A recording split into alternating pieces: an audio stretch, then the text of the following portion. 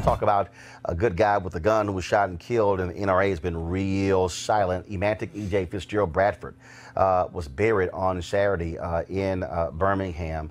Independent autopsy was done on his body, showing that he was shot 3 times from the back.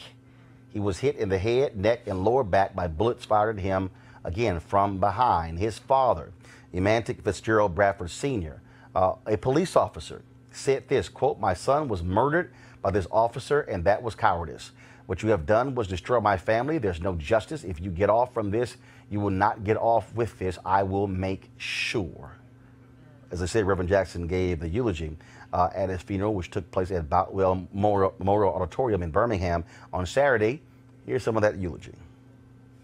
Something about E.J. is magic. Even now, E.J. speaks to us.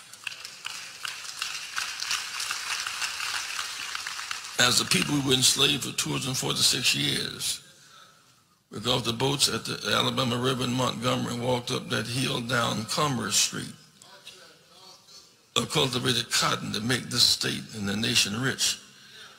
We had the legal status of property. We were access to other folks' enrichment. When slavery ended and with the new right to vote, we were considered threats. The premise of democracy was met with lynch mobs and nooses. Former slave masters were emboldened to terrorize us in our communities with bloodhounds, shotguns, and shallow graves. Domestic terrorism was reinforced with the silence of white church people and European theologians. Domestic terrorism found validation in every level of education, K through 16. Here in Alabama, Rosa Parks emerged in 1955, declaring enough is enough, defied the unjust law of racial segregation. Out of the womb of that battle emerged Dr. Martin Luther King Jr. I once asked Mrs. Parks why she didn't go to the back of the bus. You could have been beaten, run over by the bus. She said, I thought about going to the back, but I heard the voice of Emmett Till speaking to me and I couldn't go back. Emmett Till speaking from the grave. Today, E.J. speaks to us even from the grave. On this soil emerged a bus boycott that set in motion democracy around the world. On this soil, led by Reverend Fred Shuttlesworth and Reverend Woods and A.G. Gaston, who housed and fed us in Birmingham. Unarmed children faced water hoses and vicious dogs. On this soil, Dr. King was jailed as white religious leaders challenged his moral authority and his sense of strategy. On this soil, Jim Lee Jackson, a black soldier, was killed in Greene County, Alabama, but that turned into a march from Selma to Montgomery for the right to vote. On this soil. In the lineage of those battles, innocent blood, today E.J. joins that great course of witnesses. The list of victims of this sickness of uncontrolled violence, fueled by racism and political indifference, is much too long.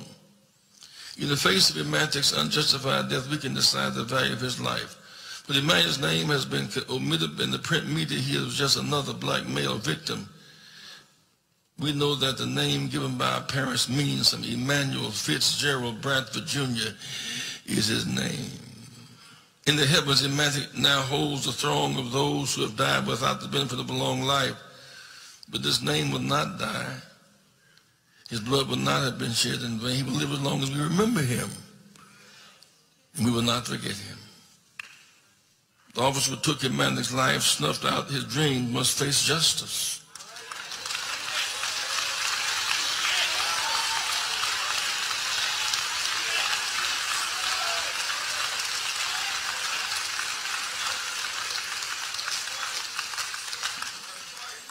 Justice must be a deterrent.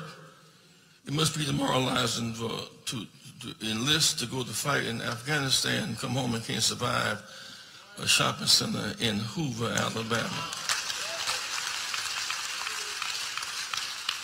We must never adjust to our predicament. We must resist it with action. No one is above the law, not even the president, certainly no police officer above the law. Because his life mattered, we must vote and insist that state's attorneys and state's attorneys general enforce the law.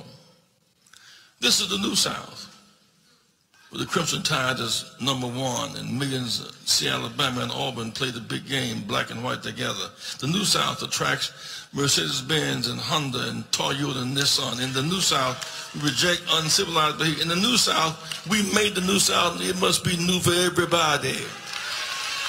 You want to support Roland Martin Unfiltered? Be sure to join our Bring the Funk fan club. Every dollar that you give to us supports our daily digital show. There's only one daily digital show out here that keeps it black and keep it real as Roland Martin Unfiltered. Support the Roland Martin Unfiltered daily digital show by going to RolandMartinUnfiltered.com. Our goal is to get 20,000 of our fans contributing $50 each for the whole year. You can make this possible. RolandMartinUnfiltered.com.